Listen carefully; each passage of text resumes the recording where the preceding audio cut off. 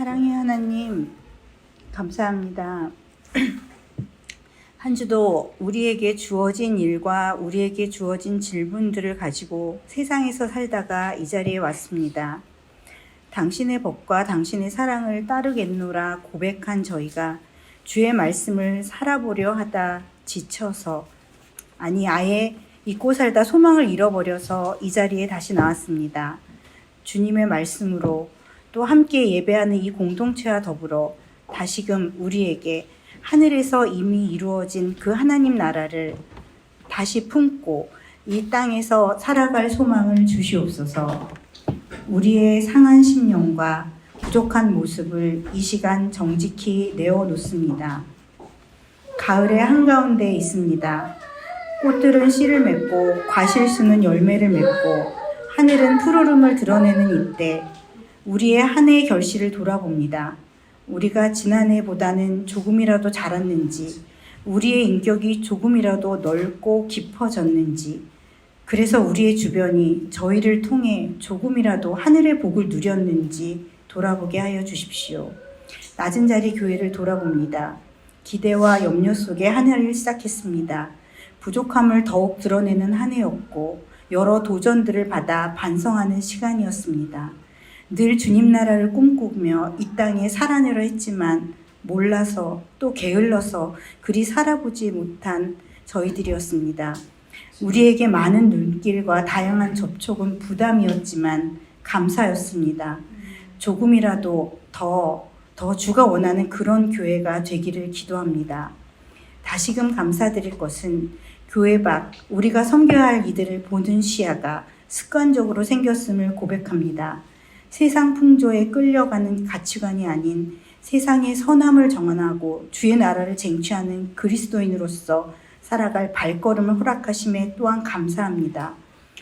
러시아와 우크라이나, 이스라엘과 팔레스타인 또 세계 각지의 분쟁들을 바라보며 분쟁의 저마다 당위성에 가려 사라지는 약한 이들을 위해 기도합니다. 주께서 그리 안타까워하시는 나그네와 고아와 과부와 가난한 자와 아픈 이들과 약한 이들의 부르짖음을 보게 됩니다. 선함이 통치하는 사자와 어린 양이 함께 논의는 그날은 언제 오려나 다시 한번 기도하게 됩니다. 신음하는 창조 세계를 바라보며 창조 세계가 참다 못해 전복하는 그 마지막 때가 코앞에 있음을 봅니다. 창조 세계를 위해 기도합니다. 그리고 우리의 이 기도들이 결코 앉아서 드리는 기도가 아니라 행동하고 실천하는 기도가 되도록 하겠습니다. 낮은 자리의 다섯 공동체 울 하나사리를 위해 기도합니다. 쉬지 말고 기도하고 범사에 감사하고 항상 기뻐하는 이로서의 삶을 이 조직을 통해 살아봅니다. 참으로 감사합니다.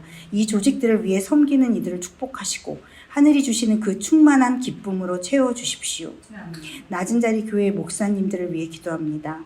안식년의 마무리에 주님의 말씀을 전하러 오신 신재원 목사님을 위해 기도합니다. 우리가 사랑하는 신 목사님의 지난 1년을 축복하시고 주의 평화가 그의 인생에 늘 임하시며 한국 교회의 귀한 소리로 주의 뜻을 전하는 자로 우뚝 서 계신 것에 기도하고 감사드립니다. 오늘 그를 통해 주시는 주의 말씀을 우리가 잘 듣겠습니다. 함께 하시는 김은등 목사님, 이신건 목사님, 성백권 목사님, 주께서 그들을 이 역사에서 귀하게 쓰심을 봅니다. 그들의 섬김과 희생을 기억하시고 주께서 하시는 주의 뜻이 이 낮은 자리를 통해서 그들을 통해서 이루어지기를 간절히 기도합니다. 오늘은 내년을 준비하는 기획위원회 워크숍이 있습니다.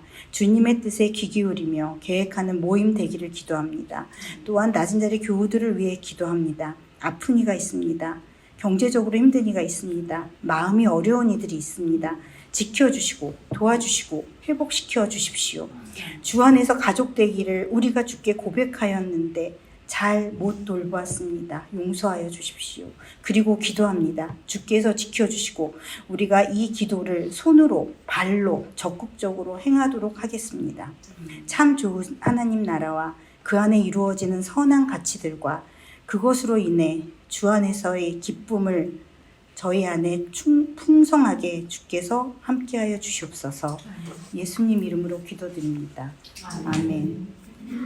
오늘 우리에게 주시는 말씀은 히브리서 11장 8절에서 10절 말씀입니다. 히브리서 11장 8절에서 10절 말씀.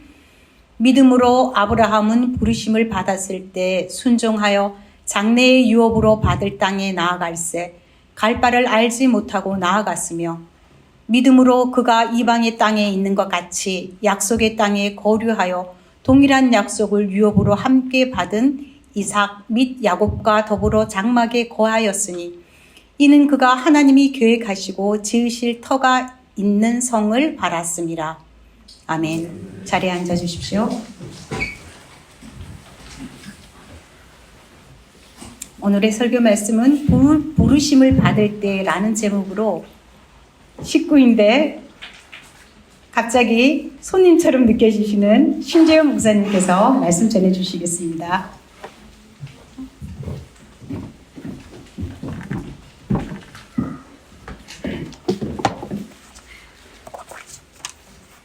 제가 이제 손님이 됐군요.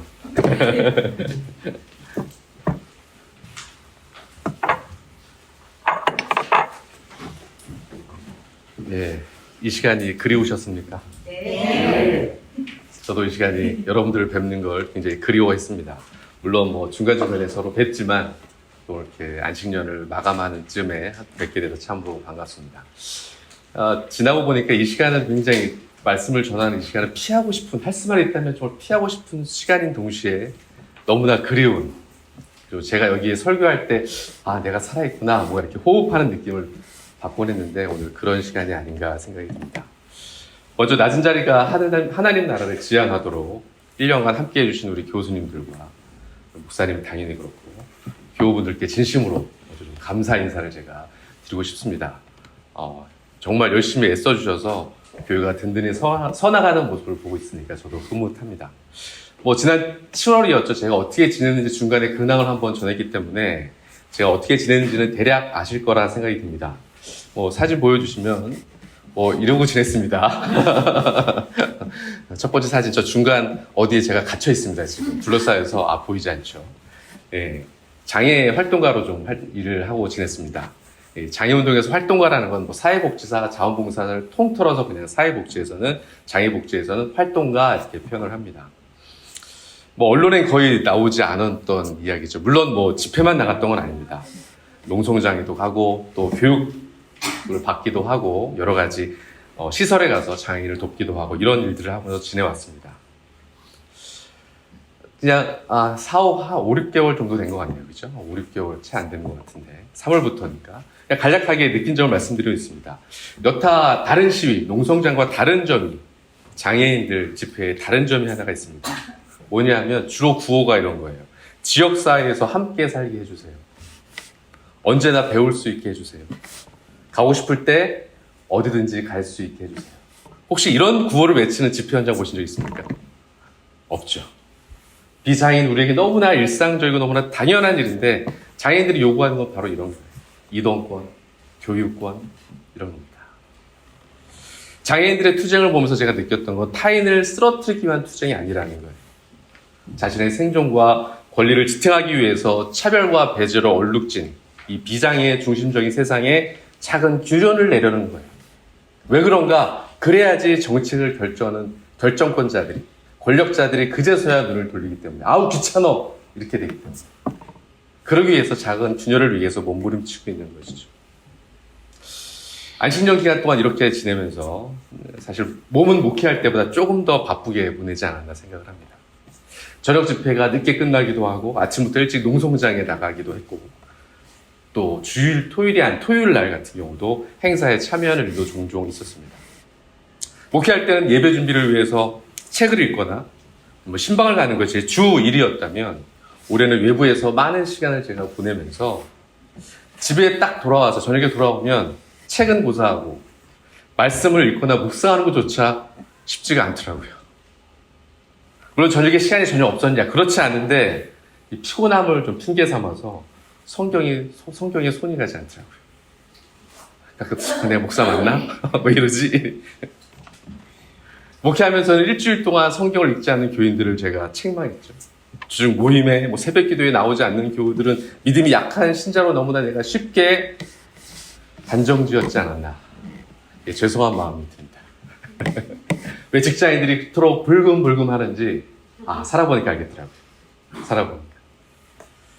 교인들이 새벽 기도에 수요 모임, 울 모임, 이런 다양한 모임에 참석하기 위해서 적지 않은 것들을 포기해야 된다는 사실도 새삼 느끼게 됐습니다. 신목사를 좀 더 일찍 안식년을 보냈어야 되는 건데, 그죠? 좀 아쉬우시죠, 그죠? 그러면서 제 마음속에 드는 생각이 있습니다. 저의 마음이기도 했고, 한 주간을 정말 바쁘게, 때론 힘들게 살아왔던 교인들이 주일 이 시간에 예배를 드리러 올 때 어떤 마음과 어떤 바람을 가지고 오는 걸까? 아주 그냥 저 개인적으로 생각을 해봤습니다. 가정이나 직장에서 어려움을 겪었던 교우들은 분명히 주일 예배를 통해서 나의 아픔을 좀 만져줄, 위로해줄 말씀을 기대하면서 오지 않을까요? 또 시험에 들거나 일상이 무너진 교우들은 예배 시간을 통해서 날 다시 일깨워줄 도전의 말씀을 고대하고 있진 않을까요? 예배의 설교 시간은 성경에 쓰여진 것만을 전하거나 강의하는 시간이라고 저는 생각하지 않습니다. 설교 시간은 설교를 듣고 평가하거나 질문하는 시간이라고 저는 더욱더 생각하지 않습니다. 설교는 오늘을 살고 있는 우리들에게 준비된 설교자를 통해서 하나님의 마음을 느끼도록 선포하는 시간이면서 동시에 듣는 청중들은 두려움과 떨림을 가지고 그 말씀 앞에 자신의 죄된 존재론적 단절을 경험하는 시간이 되어야 된다고 생각합니다. 우리가 정말 말씀을 두려워한 적이 있나요? 하나님이 두려우신가요? 구약의 제사 카바드는 뭐예요? 그 앞에 납작 부복한다. 하나님 얼굴을 볼 수 없어서 그 앞에 납작 엎드리는 것입니다.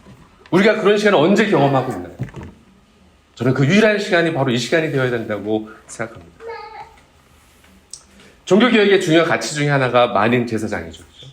뭐죠? 모두가 제사장이라는 뜻입니다. 근데 저는 주일 예배의 평신도가 설교해도 된다는 뜻으로 이 만인 제사장을 이해하지 않습니다. 중세 당시 성직자만 제사장이라는 편견을 버리고 교인 모두가 자신의 일터에서, 직장에서, 삶의 자리에서 제사장으로 살아라! 그 저는 만인 제사장으로 이해합니다. 그러면 평신도가 주일에 설교하면 안 되나? 물론 절대 그렇지 않습니다. 하지만 주일 예배를 드리러 오는 교인들에게는 온전히 말씀을 준비한 설교자가 교인들을 위해 하나님의 말씀을 대언해 주어야 되지 않을까 이렇게 생각을 합니다. 그러면 일주일보다 주일이 더 중요해서요? 반대입니다. 주일보다 주중 6일이 더 중요하기 때문에 그렇습니다. 목회자는 힘겹게 한 주를 보내고 주일 예배를 온 교인들에게 생명의 말씀을 먹이는 것, 그것이 목회자의 사명이요. 교인들은 설교를 받는 그 말씀을 가지고 한 주간을 믿음으로 살아갈 수 있기 때문에 저는 이 시간이 누구보다 준비된 설교자에 의해서 말씀이 전해지는 것이 중요하다 생각합니다. 그럼 제 생각이 맞고 올해 낮은 자리 생각이 틀렸냐? 절대 그렇지 않습니다. 예배를, 설교를 이 시대에 어떻게 이해하고 해석하느냐의 차이일 뿐입니다. 종교개혁 506주년, 종교개혁 주일 잘 들으셨나요? 종교개혁 당시 그 기치는 뭡니까? 카톨릭으로부터, 이 타락한 카톨릭으로부터 나와서 새로운 교회를 세우자라는 루터와 같은 개혁파가 있었습니다. 반면에 종교개혁자들과 함께 교류하고 그들에게 영감을 준 예를 들면 에라스무스라는 인문학자는 새로운 종교가 아니라 카톨릭 안에서 개혁해야 된다고 생각을 했고 카톨릭을 떠나지 않았습니다. 이러한 정신의 후에 카톨릭 안에 예수회라는 어떤 개혁적인 운동을 벌였던 운동이었던 것이죠. 낮은 자리가 지금 후기교회 종교개혁과 같은 자리에 서 있다고 저는 믿습니다. 그럼 저는 생각해보니까 저는 카톨릭 안에 예수회 정도의 위치에 서 있다는 것을 제가 발견하게 됐습니다. 단편적으로 설교의 예를 들었지만 낮은 자리의 지향과 저의 생각에는 적지 않은 차이가 있는 것 같습니다. 목사님과 안식년 기간 중에 몇 차례 함께 대화를 나누면서 이런 뜻의 차이를 발견할 수가 있었습니다. 그럼 이전에는 이런 차이가 없었냐? 당연히 있었습니다. 그때 서로 대화를 하고 조율하고 노력했습니다. 그런데 이제 후기교회를 향해서 나아가는 이 중요한 시점에서 제가 다시 돌아와서 제 방식을 고집한다면 교회에 혼선을 주지 않을까. 낮은 자리라는 몸에 준비를 많이 했는데 저라는 옷은 무척이나 어울리지 않겠다 이런 판단을 생각하게 됐습니다. 좋아하는 단어는 아니지만 지금은 대동단결이 필요할 때가 아닐까. 오늘 제 이야기를 들으면서 실망스럽거나 좀 서운하신 분들도 있으리라 생각됩니다. 이제 제 변을 하자면 20년간 오롯이 낮은 자리에서 목회해야 할 저 역시 이런 판단을 하기까지 결코 쉽지 않았을 거라고 여러분들이 이해해 주셨으면 합니다. 그때 묵상했던 말씀이 오늘 8절입니다. 믿음으로 아브라함은 부르심을 받을 때 순종하여 장래의 유업으로 받을 땅에 나아갈새 갈 바를 알지 못하고 나아갔으며, 저는 낮은 자리 외에 전도사 3년 기간을 제외하고서는 23년 동안 낮은 자리 외에는 어떤 곳에서도 목회를 해본 경험이 없습니다. 갈 바를 알지 못했습니다. 어디로 가라는 거야? 막막했습니다. 그때 중첩돼서 일어나는 사건이 항상 이렇게 있죠. 서두에서 말씀드린 것처럼 장애에 관련된 일을 하게 된 계기가 몇 가지가 있지만 아주 중요한 첫 번째 계기는 제 딸 하율이 때문입니다. 안신년 기간 동안 크게 두 가지, 더 넓게 세 가지의 제가 기도, 묵상, 화두가 있었습니다. 하나님과 나와의 관계, 7월 달에 말씀드렸죠. 오늘 낮은 자리와 나와의 관계, 지금 말씀드리고 있죠. 또 하나는 제 딸 하율이에 대한 생각이었습니다. 안식년이 있으니까 그런 생각을 할 수 있었던 것 같아요. 올해가 지나면 하율이는 이제 초등학교 과정을 모두 마치게 됩니다. 그럼 내년부터 특수학교에 또 입학해서 중학교, 고등학교 과정을 6년간 더 보내게 되겠죠. 제 고민은 그렇게 의무교육을 마치고 6년 후에 하율이는 어떤 삶을 살아가게 될까라는 궁금증이었습니다. 사실은 걱정이었습니다. 뇌병변과 직접장애라는 중복장애와 중증장애를 가진 제 딸이 6년 후에 대학을 간다라든가 장애 관련된 직장에 취업한다는 것은 사실 생각하기 어려운 현실입니다. 그런 남은 인생을 어떻게 살아가야 될까? 어떻게 살아가야 될까? 나는 뭘 준비해야 될까? 학교도 직장도 다닐 수 없다면 매일 집에서 남은 인생을 보내야 되는데 상상조차 하기 싫었습니다. 오히려 장애인들은 성인이 되어갈수록 집중적인, 전문적인 케어가 필요한데 말입니다. 그래서 그냥 드는 생각이, 그래서 중증 장애인 부모들이 장애를 가진 성인 자녀를 시설에 보내는구나. 저와 제 아내가, 저희 가족이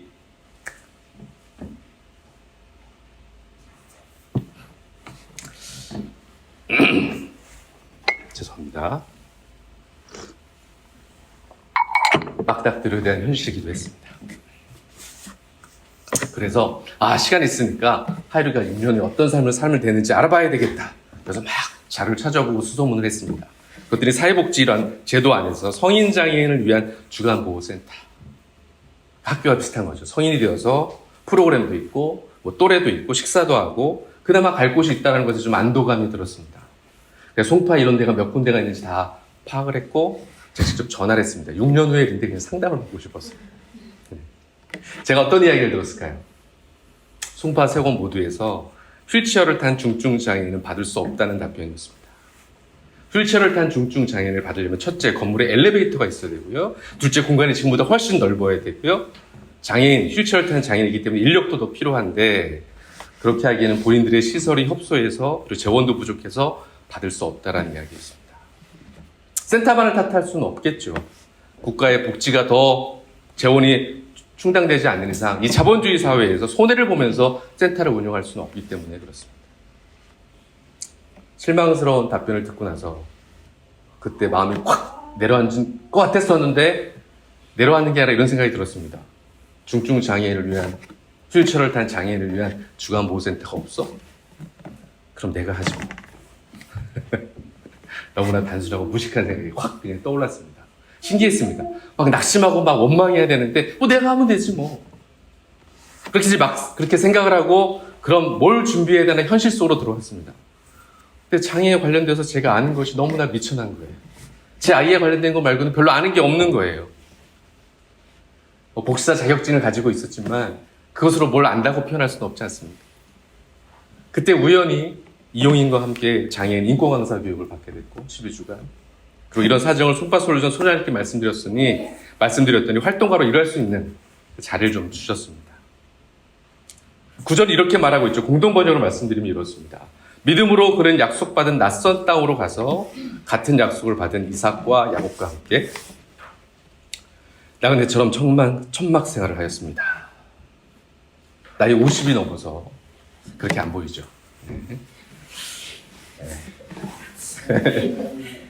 다들 저를 그렇게 안 보더라고요. 안 보더라고요. 낯선 새로운 길을 걸어간다는 거 참으로 두렵고 막막했습니다. 그리고 전혀 모르는 일을 한다는 거.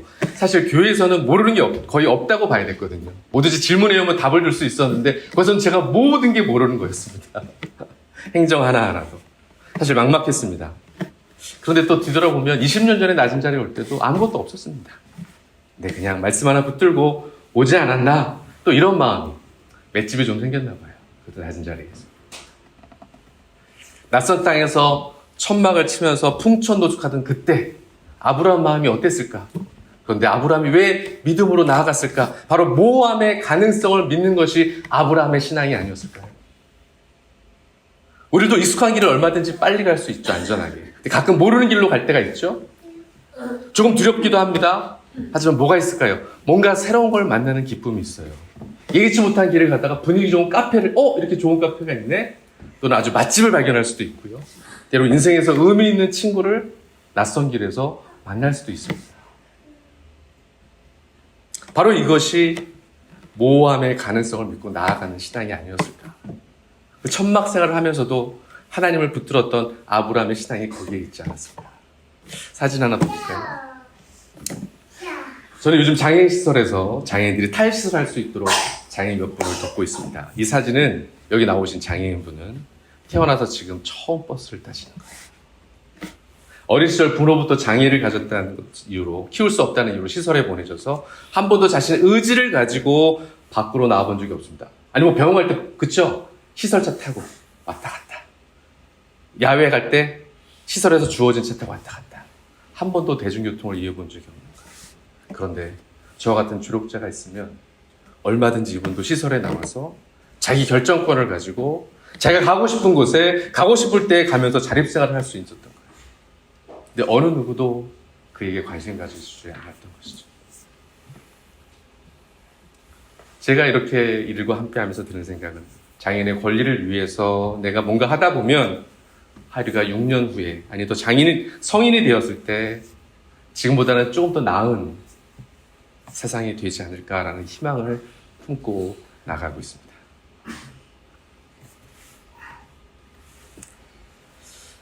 안식년 동안 하루도 빠짐없이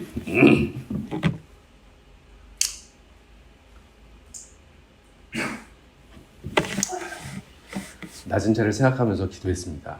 일과가 끝나고 나와서 집에 올 때면 그냥 자동적으로 의지와 상관없이 교회가 떠올라요. 신기하죠?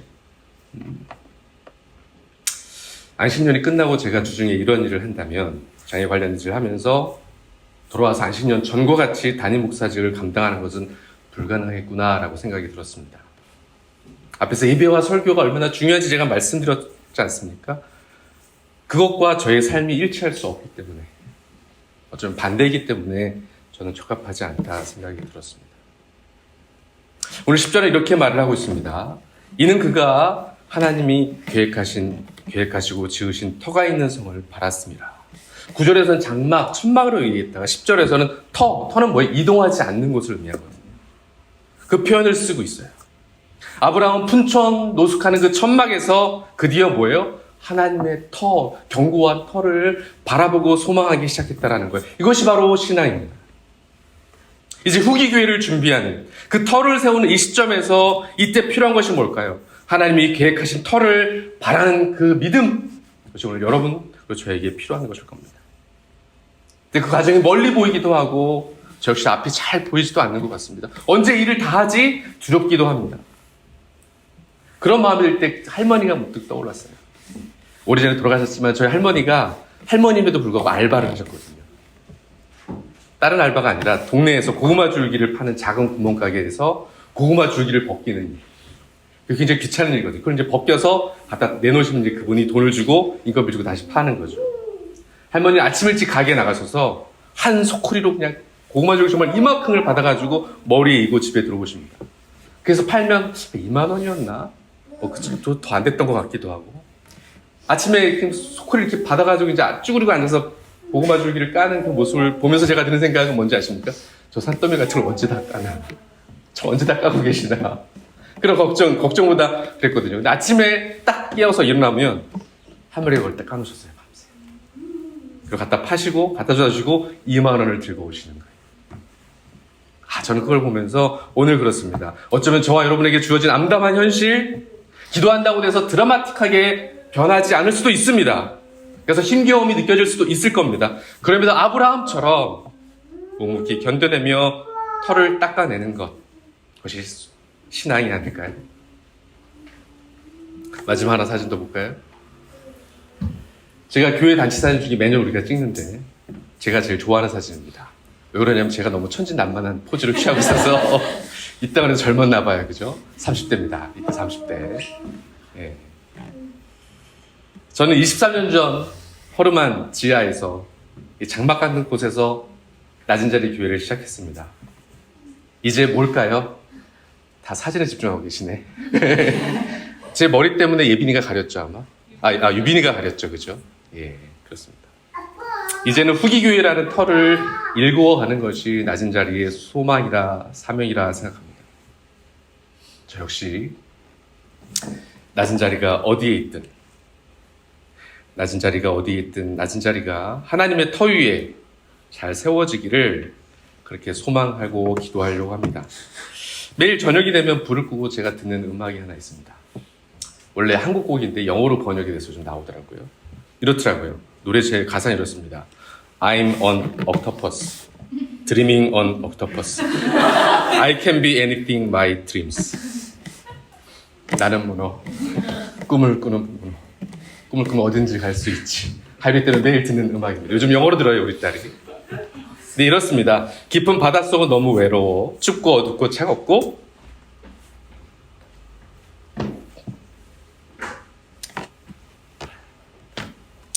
때로는 무섭기도 해.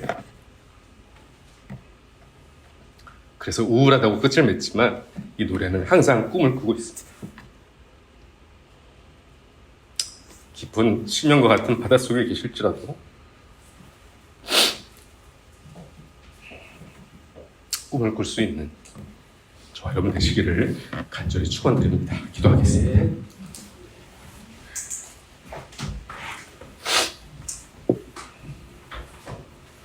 오늘 한국에 교회당은 많지만 하나님이 좌정하실 거룩한 전은 찾아보기 힘들고 교회마다 교인들은 넘쳐나지만 하나님의 자녀된 성도는 없으며 양을 이리에게 넘기는 삭구는 보이지만 양을 위해 죽는 목기자가 찾기 힘든 이때에 23년 전 하나님의 터를 닦는 교회를 세우라고 주님의 뜻으로 살아가는 성도가 되라고 예수님과 같이 자신을 내어놓는 목회자가 되라고 낮은 자리를 세우셨습니다.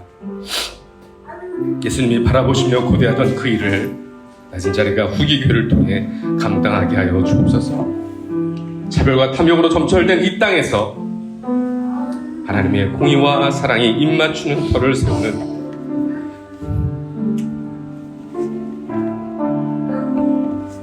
낮은 자리가 되게 하여 주옵소서.